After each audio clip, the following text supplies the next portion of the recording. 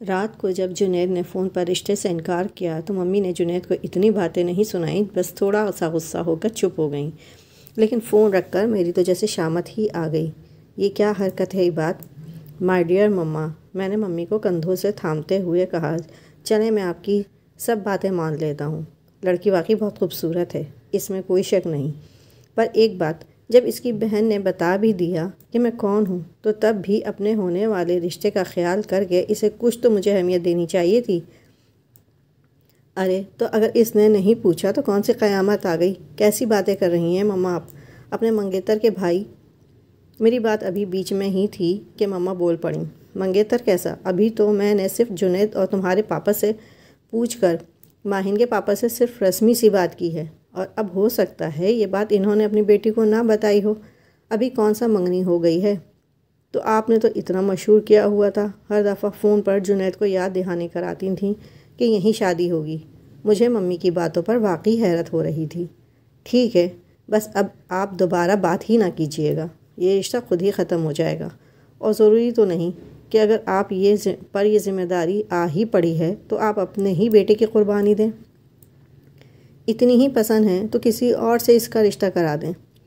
میری بات پر مما کا مزید منہ بن گیا۔ ٹھیک ہے، لیکن پھر میرا ایک فیصلہ ہے۔ مما نے بے دردی سے میرے دونوں ہاتھ جھٹک دیے۔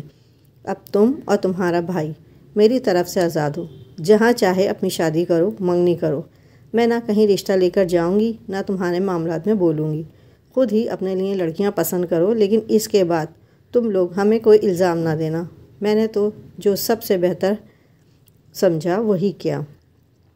میں تو خیر مطمئن ہو گیا، اور دور بیٹھا جنید میرا ممنون کہ بقول میرے بر وقت دیکھنے پر وہ اپنی زندگی میں آنے والے زلزلوں سے بچ نکلا، ورنہ مما نے تو اس کی قسمت پھوڑنے کا بڑا منصوبہ بنایا ہوا تھا۔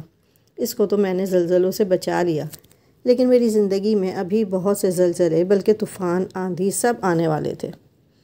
اگلے دن شفا کی مائیوں تھی۔ کافی بڑے پیمانے پر تقریب کا اہتمام کیا گیا تھا۔ مائیوں کا فنکشن گھر کے بڑے سے لان میں تھا، جو ہمارا اور تایا ابو کا مشترکہ تھا۔ رات میں محفل موسیقی کا بھی پروگرام تھا۔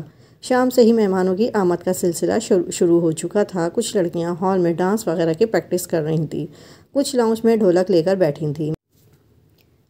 میں باہر لان میں لائٹنگ وغیرہ کا کام چیک کرنے کے بعد ان ورکرز کے لیے چائے کا کہہ کر کچن سے نکل رہا تھا جب میں نے مین ڈور سے زینب کو داخل ہوتے دیکھا۔ اس نے مجھے دیکھتے ہی سلام کیا۔ میں نے بھی جواب دے کر فوراً سے پہلے وہاں سے کھسک جانا چاہا تھا کہ میری نظر پیچھے کھڑی لاپرواہ حسینہ پر پڑی، جس سے ممی بڑے تپاک سے مل رہی تھیں۔ زینب تو آتے کے ساتھ ہی جھٹ ڈھولک پیٹتی بے سری پارٹی میں گم ہو گئی۔ پتہ نہیں، مجھے ایسا لگا جیسے ممی اور ان محترمہ میں کچھ خاص بات ہو رہی ہے۔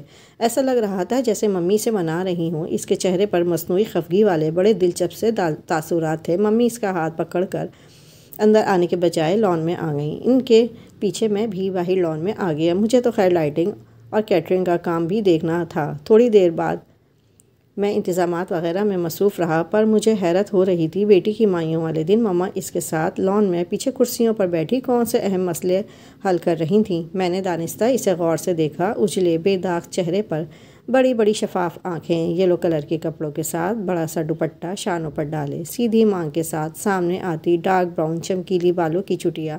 ممی کی خوبصورت والی بات تو واقعی صحیح تھی، بغیر کسی جویلری اور میک اپ کے وہ کافی اچھی لگ رہی تھی۔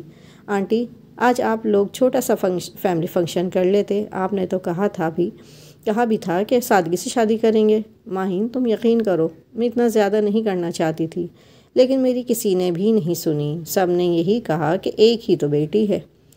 مما کیوں تعویلیں پیش کر رہی ہیں؟ ہمارے گھر کا فنکشن ہے، ہم جتنی مرضی دھوم دھام سے کریں۔ مجھے اس کی مداخلت ناگوار گزری۔ ہاں، یہی تو میں کہہ رہی ہوں، آپ لوگ جن کی اکلوتی بیٹی ہے، وسائل بھی ہیں۔ اب جب آپ لوگ سادگی سے کوئی فنکشن کر کے مسائل قائم کریں گے تو باقی لوگ آپ کی تقلید کریں گے۔ چلیں اب چھوڑیں، میں آج کے دن آپ کو پریشان نہیں کرنا چاہتی۔ ارے نہیں بیٹا، مجھے تو تم سے بات کر کے خوشی ہوتی ہے، ہمت ملتی ہے، اور سچ پوچھو تو یہ جو دو گھڑی تمہارے پاس بیٹھ جاتی ہوں تو دماغ کو سکون آ جاتا ہے، ورنہ تو اس شور شرابے سے تو سر پھٹنے لگتا ہے۔ 11 بجے محفل موسیقی کا پروگرام تھا۔ سب سے پیچھے والی رو میں خاندان کے لڑکے لڑکیاں گپے مارنے میں مصروف تھے۔ ویسے جب کسی نے یہ غزلیں وغیرہ سننی نہیں تھیں تو اس پروگرام کا کیا فائدہ؟ میں اپنے تائزاد عمیر کے برابر بیٹھتے ہوئے بولا۔ میرے سامنے ہی میری تایا زاد بہن ثنا بیٹھی تھی۔ ثنا کے ساتھ وہ بیٹھی ہوئی تھی۔ اچھا، تو تم نے آتے ہی اپنے نمبرز بنا لیے؟ عمیر میری بات سنی انسنی کرتے ہوئے بولا۔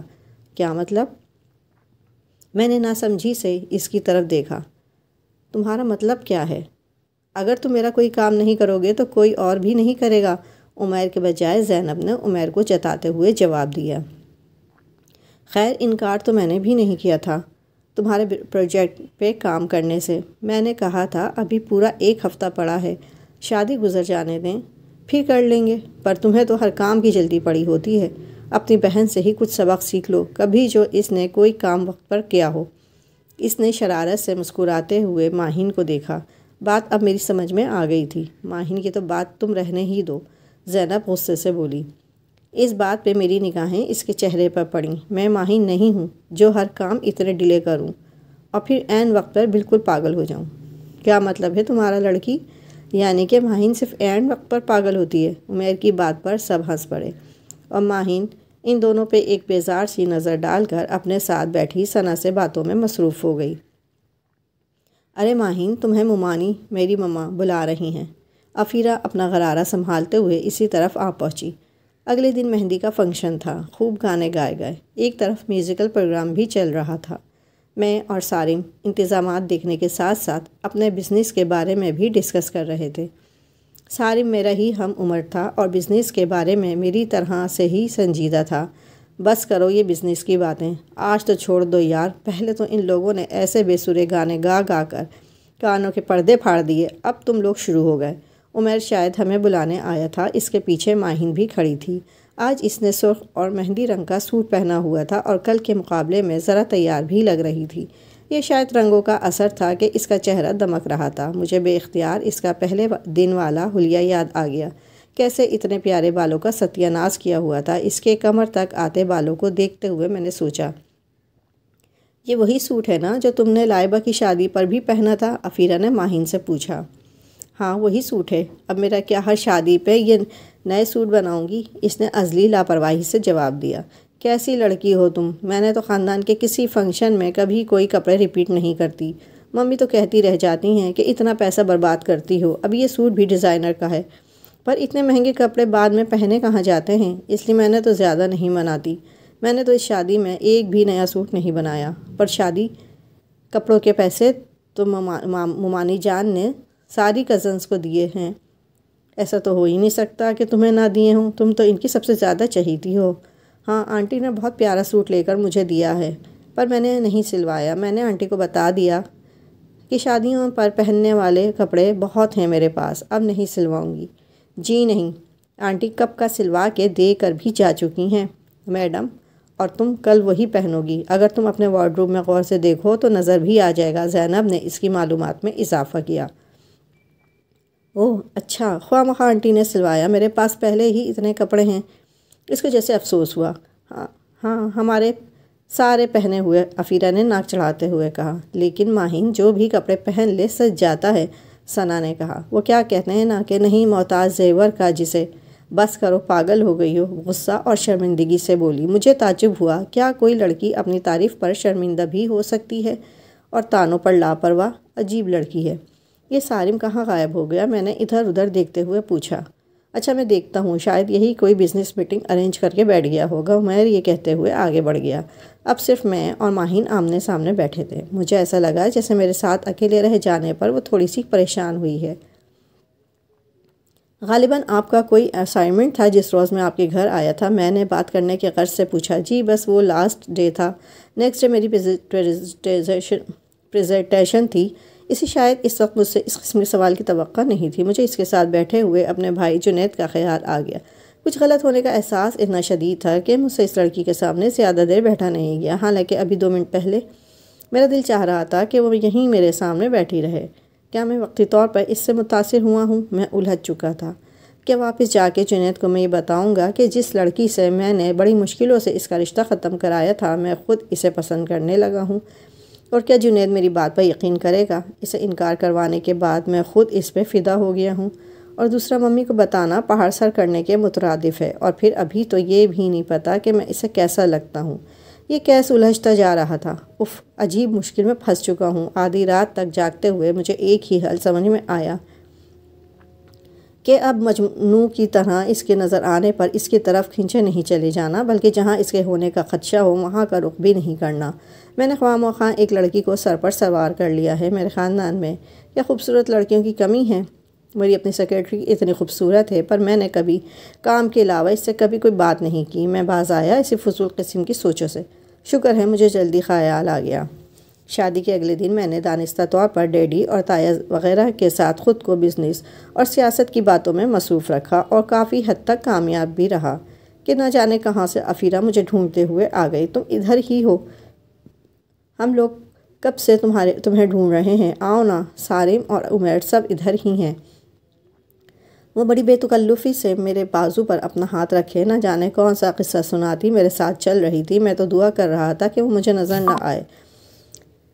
میں ایسے فضول قسم کے جذبات کو اپنے اوپر طاری نہیں رکھ سکتا تھا، پر سامنے ہی اپنی کزنس کے ساتھ مجھے وہ سامنے کھڑی نظر آ گئی۔ میں نے بھی ایک نظر اس پر ڈالی۔ اس نے آج آف وائٹ کلر کا سوٹ پہنا ہوا تھا جس میں شاید سنہرے رنگ کی کڑھائی تھی۔ میں نے آج سے پہلے لڑکیوں کے کپڑوں اور فیشن پر کبھی دھیان نہیں دیا تھا، اور مجھے برا بھی لگا کہ میں کس قسم کی باتیں نوٹ کر رہا ہوں۔ ہلکی پھلکی ادھر ادھر کی باتیں ہوتی رہیں۔ وہ تقریباً سارا وقت چپ رہی۔ میں نے نوٹ کیا کہ اس کی چھوٹی بہن زینب اس پر عجیب رعب جماتی ہے،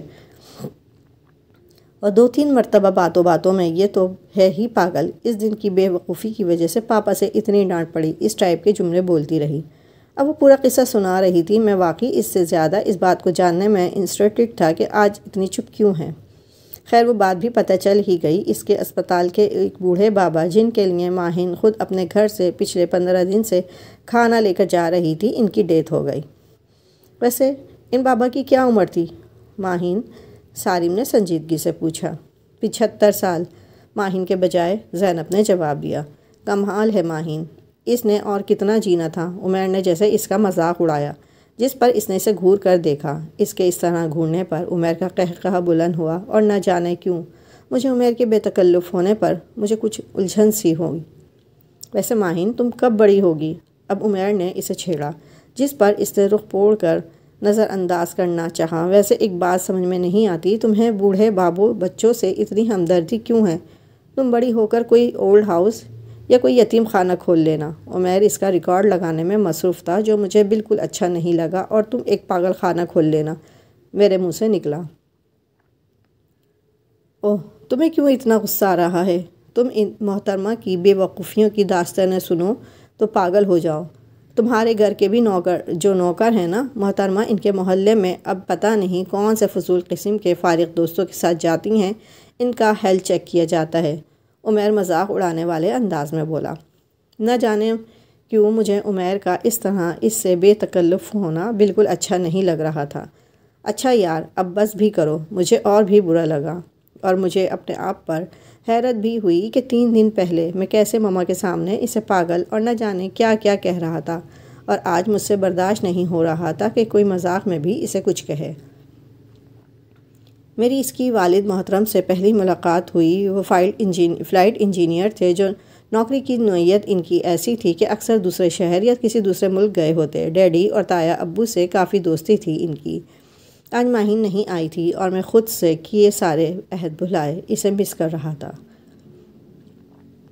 ولیمے کے تیسرے دن کی بات ہے۔ میں صبح 11 بجے کے قریب ناشتہ کرنے نیچے آ رہا تھا، جب مجھے لگا کہ مما کے ساتھ نیچے ماہین بیٹھی باتیں کر رہی ہے۔ مجھے دیکھتے ہی اس نے آج خود سلام کیا۔ اب پہلی والی لا تعلقی نہ رہی تھی۔ ارے تمہاری کھیر تو رہ ہی گئی، جلدی کھاؤ۔ ممی نے اسے کھیر کا ڈونگا پکڑایا۔ تمہارے لیے رول بھی بنائے ہیں، وہ تم گھر لے جانا۔ آج تم شامی کباب اور پراٹھے کا ناشتہ کرنا۔ جب تم نے اپنے آنے کا بتایا، اسی وقت میں نے کباب نکال لیے تھے، بس فرائی کرنے ہیں۔ ممی جلدی جلدی بولتے ہوئے کچن کی طرف جا رہی تھی۔ میں ڈائننگ ٹیبل کی ایک کرسی گھسیٹ کر بیٹھ کر اخبار دیکھنے لگا۔ ممی کی آواز کچن سے آئی۔ ہاں عباد، تم کیا لوگے ناشتے میں؟ تمہارے لیے بھی کباب پراٹھا بنا لوں؟ بڑی مہربانی، جو آپ کو اپنے بیٹے کا بھی خیال آ گیا، ورنہ میں نے تو سمجھا تھا کہ آج آپ اپنی لاڈلی ہی کے نخرے اٹھائیں گی۔ میں نے ماہین کو دیکھتے ہوئے جواب دیا اور دوبارہ اخبار دیکھنے لگا۔ تو کیا آپ کو برا لگتا ہے اگر آنٹی میرے نخرے اٹھائیں؟ ایک لمحے کے بعد ماہین کی شکوہ نما آواز سنائی دی، جس کے ناراض سے انداز پہ میں نے اپنی ہنسی کو روکا۔ نہیں خیر، مجھے کیوں برا لگے گا، میں تو خود آپ کے نخرے اٹھانا چاہتا ہوں، میں اخبار سے نظریں اٹھائے بغیر آہستہ سے بولا۔ اسے غصے سے گھور کے میری طرف دیکھا۔ اسی وقت میں نے بھی اخبار سامنے سے ہٹا لیا۔ اچھا آنٹی میں چلتی ہوں، وہ اپنا کھیر والا ڈونگا رکھتے ہوئے بولی۔ ہیں کیوں ماہین، کیا ہوا؟ ممی اپنا کام چھوڑ چھاڑ اپنی لاڈی کے اتنے جلدی جانے پہ پریشان ہو گئیں۔ میں پراٹھا بنا رہی ہوں تمہارے لیے، ناشتہ کر کے جانا۔ ممی کا تو پیار امٹ کے آ رہا تھا۔ میں نے دلچسپی سے دونوں کو دیکھا۔ اب وہ کچن کے دروازے پہ ایک دوسرے کے آمنے سامنے کھڑی تھیں۔ بس آنٹی، اب میں چلوں گی، مجھے دیر ہو رہی ہے۔ اچھا ٹھیک ہے، میں تمہیں بنا کے دے دیتی ہوں، گھر جا کے کھا لینا۔ ممی کو تو لگتا تھا اس لڑکی کے سامنے کوئی نظر ہی نہیں آ رہا، اور ماہین بیگم شاید مزید نخرے دکھانے کے موڈ میں تھیں۔ ممی اتنے پیار سے تو کبھی مجھے بھی آپ نے کھانے کے لیے نہیں روکا، میں بول پڑا۔ ہاں تو میں پیار ہی تو اتنا کرتی ہوں اپنی بیٹی سے، تم جیلس کیوں ہو رہے ہو؟ نہیں خیر، میں ڈھیلے ڈھالے لہجے میں بولا۔ میں کیوں ان سے جیلس ہونے لگا؟ میں نے جملہ نامکمل چھوڑ دیا۔ آنٹی میں کل آ کے اپنی چیزیں لے جاؤں گی، ابھی چلتی ہوں۔ پھر وہ رکی نہیں، اور اس کے جانے کے بعد ممی مجھ پہ خفا ہوئیں کہ میں آج کیا اول فول بک رہا تھا، لیکن میں اس کے گھبرانے شرمانے والے انداز کو کافی دیر تک انجوائے کرتا رہا۔ کم از کم ایک بات کہ اس نے لا تعلقی تو نہیں دکھائی تھی، میرے لیے یہ بات تقویت کا باعث تھی۔ وہ دن میرا بہت اچھا گزرا۔